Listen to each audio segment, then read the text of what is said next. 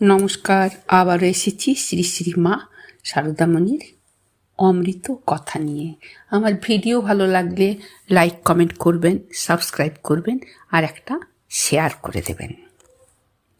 মা ক্ষীণকণ্ঠে বললেন, তুমি ঠাকুরকে দেখেছ? তোমার আবার ভয় কি? আর একটা কথা বলি, যদি শান্তি চাও কারো দোষ দেখবে না, দোষ সবসময় নিজের দেখবে। জগৎকে নিজের মতো করে চিনে নিতে শেখো।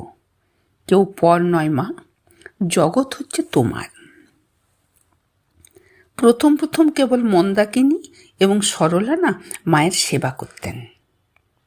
ক্রমশ মায়ের শরীরের অবস্থা খুব খারাপ হলো। তখন নিবেদিতা বিদ্যালয়ের মেয়েরা পালা করে মায়ের সেবা করতে আসতেন। অবশেষে এসে গেল সেই মহাপ্রয়াণের সেই বেদনা ঘন মুহূর্ত। 1327 বঙ্গাব্দ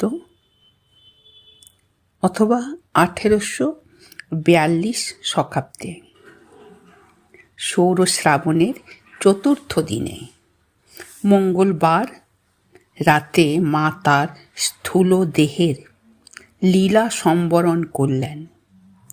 ভক্তরা কেন্দ্রে লুটিয়ে পড়েছিলেন। মা নেই, তারা যে এবার অনাথ হয়েছেন। তবু মা ছিলেন সকলের মাঝে।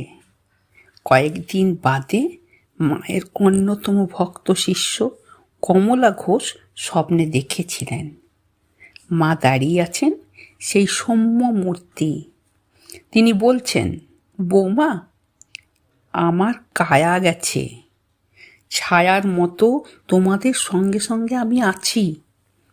এর পরের বছর দেবীপক্ষের পঞ্চমী তিথিতে মহেন্দ্রলাল গুপ্ত স্বপ্নে দেখেছিলেন মা যেন তাকে বলছেন, তুমি আমার দেহত্যাগ যা দেখেছিলে সেই দেহমাফিক এই দেখো আমি সেইভাবে আছি। ধন্যবাদ।